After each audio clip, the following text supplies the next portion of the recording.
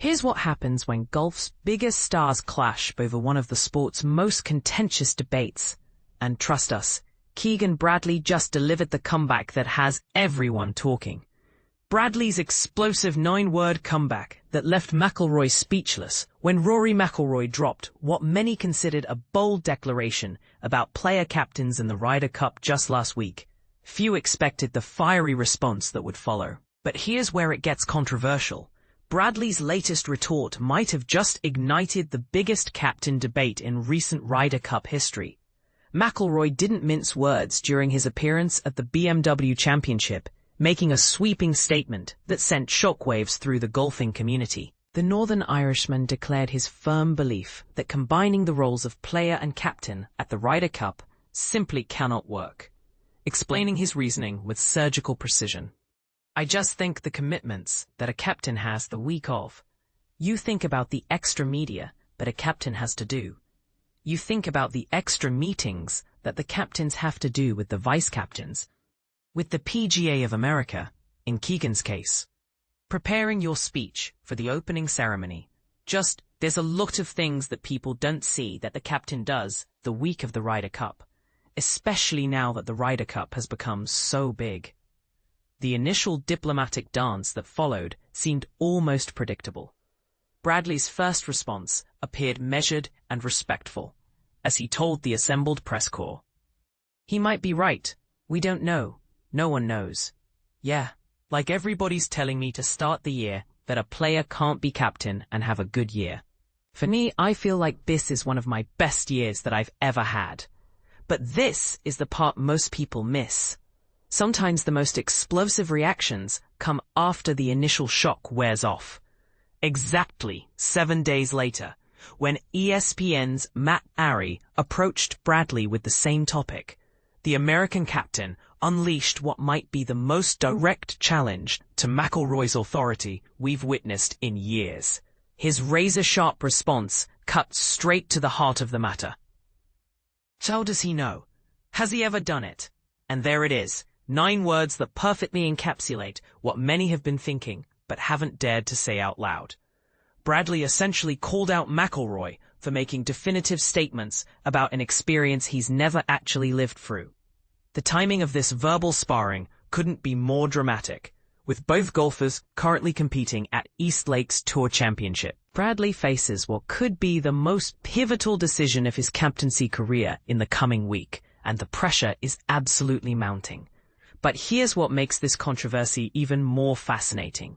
Is Bradley right to question McIlroy's expertise on a role Rory has never actually fulfilled?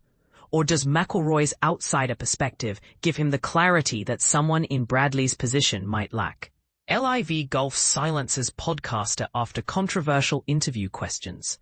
Meanwhile, another storm has been brewing in the professional golf world, and this one involves media freedom and the boundaries of sports journalism. The controversy centers around Bill Hobson, whose media credentials were stripped away faster than you can say Saudi Arabia.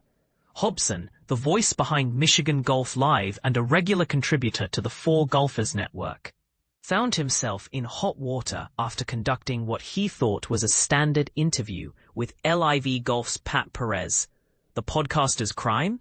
Daring to ask questions about the tour's funding source and the ongoing controversy surrounding LIV Golf's backing.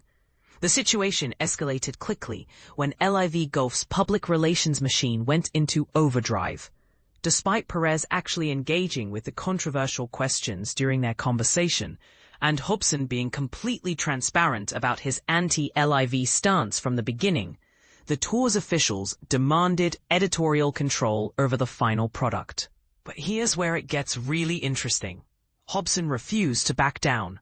When LIV's PR team insisted he either delete or heavily edit portions of the interview, the podcaster stood his ground and declined their demands. The swift retaliation came in the form of revoked media credentials for this week's team championship in Michigan.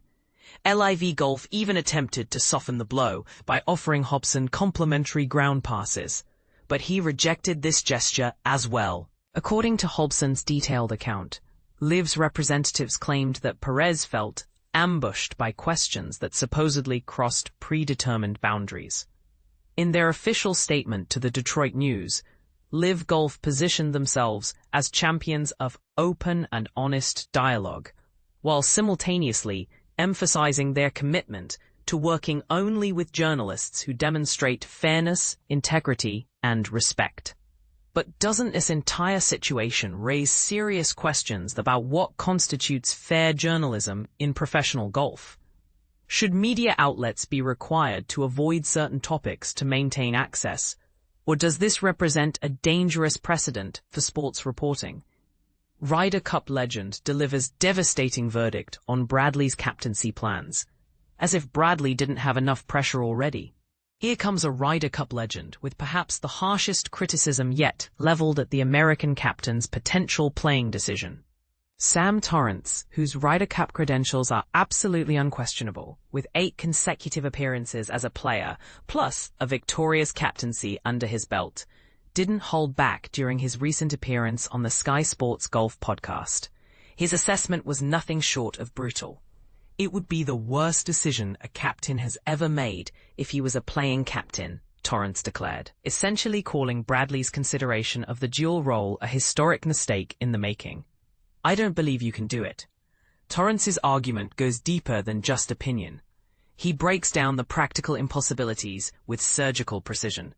He points out the captain's exclusive communication privileges during matches, explaining that only the captain can provide strategic guidance to players mid-round. This creates an obvious logistical nightmare if the captain is simultaneously trying to focus on his own competitive performance. The Scottish legend also highlighted the informational disadvantage a playing captain would face. He also can't glean enough information about his other teams that he's had out that morning to get out in the afternoon. This insight reveals the complex web of team management that happens behind the scenes during Ryder Cup competition. Torrance's proposed solution: Bradley should absolutely play, but hand over the captaincy responsibilities to someone like Jim Furyk, allowing him to compete without the burden of leadership duties. But here's what makes this debate so compelling. Torrance's perspective comes from a different era of Ryder Cup competition. Has the modern game evolved to a point where his traditional views might be outdated?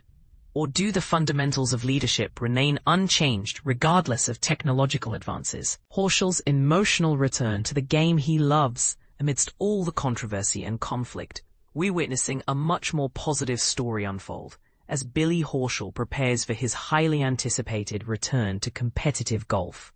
The 38-year-old veteran has been absent from professional competition since April, when a serious right hip injury forced him under the surgeon's knife. But after months of rehabilitation and uncertainty, Horschel has finally received medical clearance to resume his career. His chosen venue for this comeback? The BMW Championship at Wentworth, a tournament that holds special significance in Horschel's career narrative. As a 2-time champion at this DP World Tour flagship event, returning here represents more than just a competitive comeback. It's a homecoming to a place where he's experienced some of his greatest professional triumphs. Horschel's announcement carried genuine emotion as he expressed his excitement about returning to the game I love and competing against the best players in the world, while playing in front of the fans again. These aren't just promotional soundbites. They reflect the genuine passion of someone who's been forced to watch from the sidelines for months. The injury layoff created some unexpected complications for Horschel's career trajectory. He was actually forced to relinquish his DP World Tour membership this season due to his inability to meet the required minimum number of tournament appearances.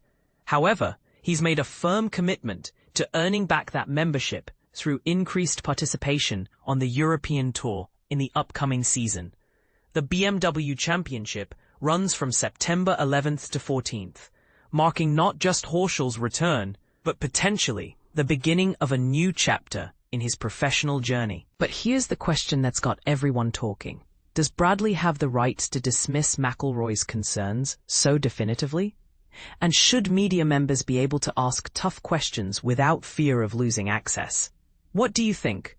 Are we witnessing healthy debate or destructive controversy in professional golf right now? Share your thoughts and let's get this discussion started in the comments below.